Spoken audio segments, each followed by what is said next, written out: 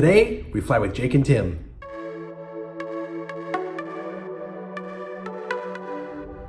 Hi, and welcome to another episode of In the Air. Today, we're going to welcome Jake and Tim to Dallas. Hey guys, welcome back to In the Air. Today we take you on Alaska Airlines aboard one of their 737-900s from Seattle to Dallas. Enjoy the video. We had just over a 3-hour layover in Seattle, so we decided to go to the Alaska Lounge. Alaska cardholders that are not flying first class can pay an extra $25 for lounge access and enjoy free drinks and food. This particular Alaska Lounge was located in the C terminal and was very modern in design. We arrived while brunch was being served. Alaska had several food items to choose from scones to bagels, and then their popular pancake machine. We decided to stick with fresh fruit and pastry. The day after this flight, Alaska opened their new lounge in the North Satellite Terminal. That will be in a future video.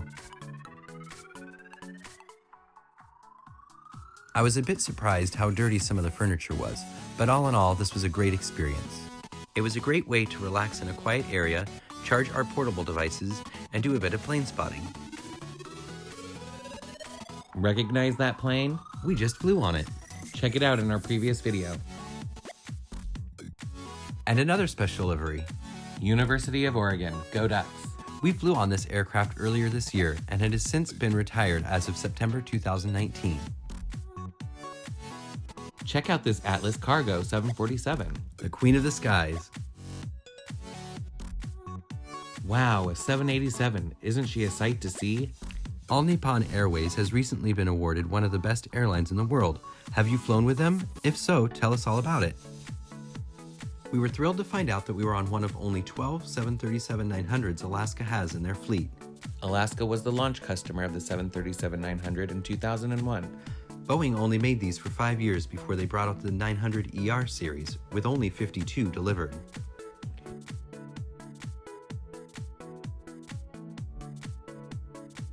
The C terminal at SeaTac is rather crowded, but does have plenty of seating for all the passengers while they're waiting for their flights. Once again, we checked in our luggage at the gate. We didn't need to with the great overhead bin space, but makes it so easy to board. Alaska guarantees your luggage will be available 20 minutes after arrival, and they haven't disappointed. If you're enjoying this video, please give us a thumbs up and consider subscribing to the channel. Ringing that bell will notify you when we upload a new video. I love seeing the welcome aboard when walking onto the plane. This aircraft is 15.5 years old. You couldn't tell by looking at it. Alaska kept it very clean and well maintained. We chose to spend a little extra money and upgraded to premium economy. Row 7. The seats had a 35-inch pitch, which was great room for a 3.5-hour flight. These leather Recaro seats were very comfortable. The universal ports are conveniently located in the seat in front of you. Alaska just recently added a water service after takeoff. It's always important to stay hydrated on a plane. The air on board can be very dry. Standard overhead controls. They are easy for all 3 passengers in your row to reach. We love the new Alaska livery. But the old one is also a classic. We think the NG split scimitar winglets are fascinating. They were introduced in 2014 and help fuel economy and engine life. With Seattle being Alaska Airlines' hub, we saw a lot of their aircraft, from Airbus to Boeing. New and old liveries. The weather cleared up a little bit during the long layover. Enjoy our favorite part of flying, the takeoff.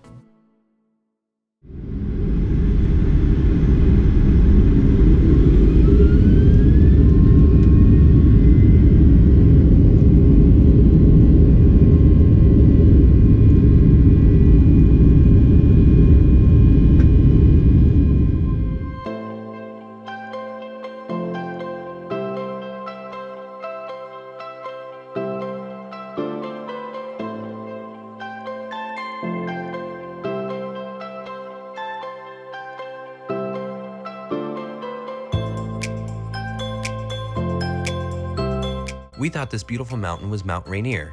Nate later told us that it was Mount Adams.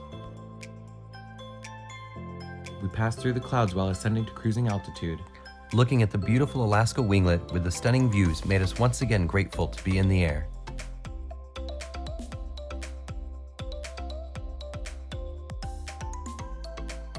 Alaska's 737 tray table is adequate and sturdy. For our complimentary drink and premium economy, we chose Tito's. Myself a Bloody Mary, and Jake a screwdriver. We enjoy getting out our Alaska plane model too. We spent a bit of money for lunch because we needed to see what Alaska's food was like on a longer flight. I ordered the banh mi sandwich. It had sriracha mayo on a hoagie roll, chicken, English cucumber, and cilantro. It was great. I had the protein platter. It had pita bread, a hard-boiled egg, hummus, chicken and cheese, and a carrot. It was delicious. The bathroom in the 737-900 is rather small, and Alaska's lighting made it look really dark. They did have a hook to hang up your coat. The 737 has a standard 3x3 configuration. Alaska's award-winning sky interior made it hard to remember that we were in a 15-and-a-half-year-old plane. We flew just north of Bear Lake, which sits on the border of Idaho and Utah. It's known as the Caribbean of the Rockies with its unique turquoise color. It's due to the calcium carbonate or limestone deposits suspended in the lake. The lake is over 250,000 years old and has a maximum depth of 2,000 feet. It's the second largest natural freshwater lake in Utah, which covers 109 square miles, and its shore length is 48 miles. We flew into Dallas from the south. We were able to see a vast majority of the DFW area. As we approach, we see our shadow coming in. We love all these moments. But being that this was only our second Boeing aircraft this year, and being on Alaska, this was a pretty special approach.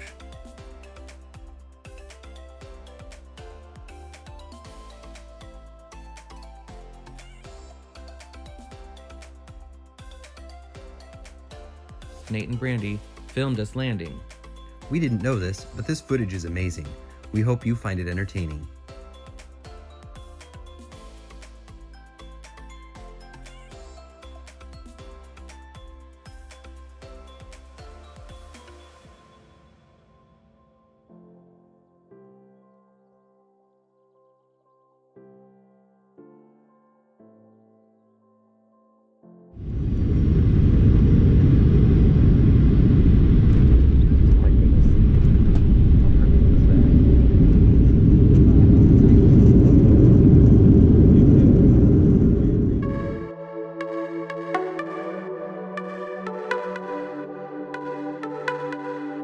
When we watch our footage before editing, it brings us right back to the excitement of the flight. And this was a spectacular flight. Including the new water service, the flight attendants came through 3 times in a 3.5-hour flight. The food was delicious and the service was above average. The aircraft was in good condition, and Alaska's entertainment is tough to beat. Even though there aren't any IFE screens, passengers get over 500 TV shows and movies for free on their own device. The free iMessaging helped me keep in touch with Nate while they were waiting for us. Alaska just knows how to get it right, and they did it yet again. Being that this was our first time to DFW, we were really excited in seeing this awarded airport. It is rather large, but easy to navigate, in the E-terminal at least. It was very sunny and warm in DFW today. What about the Skylink? Check out our footage when we go on that later this summer. There's Nate and Brandy. Wow, what a flight. Thanks again, Alaska. Tune in next time. Thanks guys for another great video, and Alaska for another great flight. If you're enjoying what we're posting on the channel so far and would like to see more content like this, consider being a supporter. I've added our Patreon website in the description box below. We would love to have you on board. We can't wait to show you our next trip where Jake, Tim, and I fly on a special livery with Alaska.